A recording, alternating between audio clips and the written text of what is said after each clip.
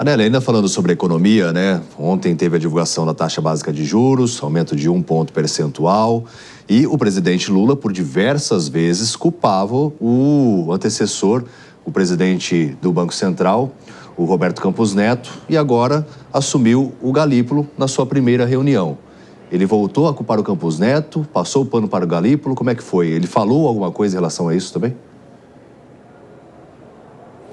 Falou sim, David. O presidente Lula saiu em defesa do presidente do Banco Central, Gabriel Galípolo, justificando que foi feito o que precisava ser feito. Em outras palavras, Lula abriu mão de criticar o Comitê de Política Monetária, o Copom, pela decisão de aumentar 1 ponto percentual a taxa básica de juros, a Selic. O índice foi a 13,25% ao ano, conforme o próprio Copom já havia sinalizado no ano passado. Lula se referiu a essa tendência divulgada em dezembro e afirmou que ela não poderia ser mudada de forma repentina.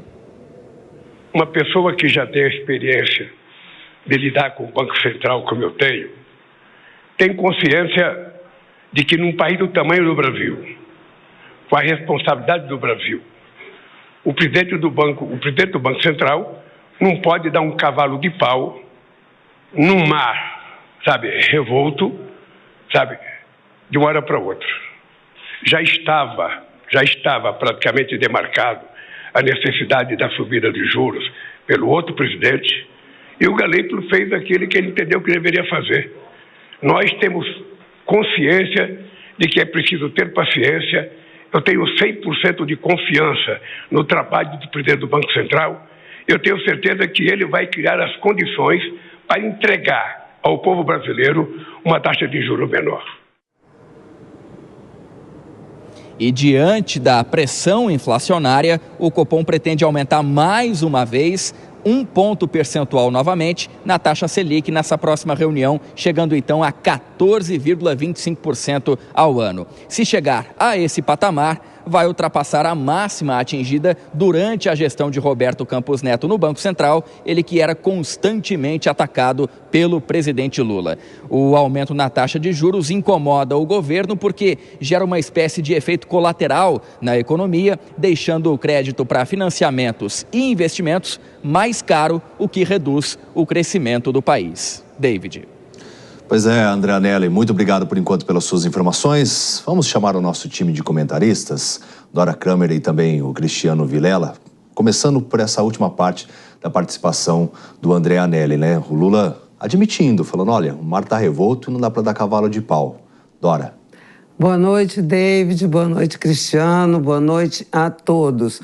Olha só, é muito interessante, né, a gente ver esse nó em pingo d'água, porque a presidente do PT, Gleisi Hoffmann, ela se manifestou ontem, tão logo apareceu, surgiu a decisão do Banco Central, já esperado, ela disse, olha, ele fez o que estava determinado anteriormente e, de alguma forma, de maneira indireta, o presidente Lula também fez isso, né? Porque estava determinado pelo antigo Banco Central uma maneira indireta de novo, criticar o Roberto Campos Neto e tentar evitar criticar o Galípolo. O que mostra que o problema do Lula não era o juro, o problema era o Roberto Campos Neto, que não foi indicado por ele. A questão ele queria ter a indicação. Ou a indicação é minha, ou então eu critico. E os juros, pelo jeito, pelo menos agora, ficaram em segundo plano.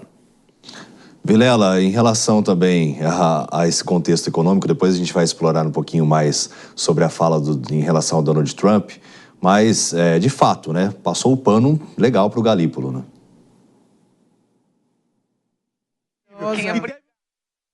Vilela, eu acredito que o seu microfone esteja desligado. Vou pedir para ligar. Agora sim. Agora sim te ouvimos. É isso aí, uma ótima noite para você, David, Dora, e para todos que acompanham o Jornal Jovem Pan.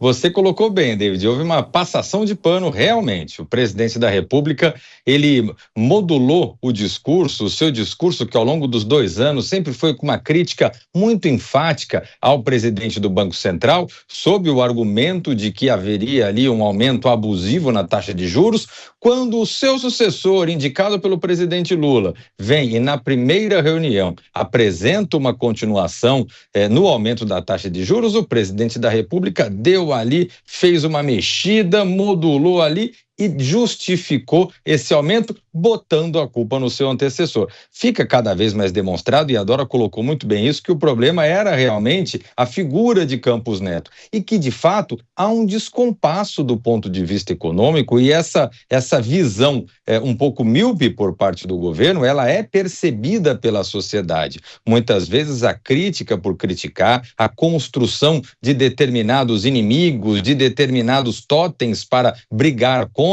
mas que na prática isso acaba realmente escondendo uma dificuldade em se aceitar a realidade, em se fazer uma política econômica com todas as dores que a condução da economia realmente tem dentro da lógica da condução política e institucional do país.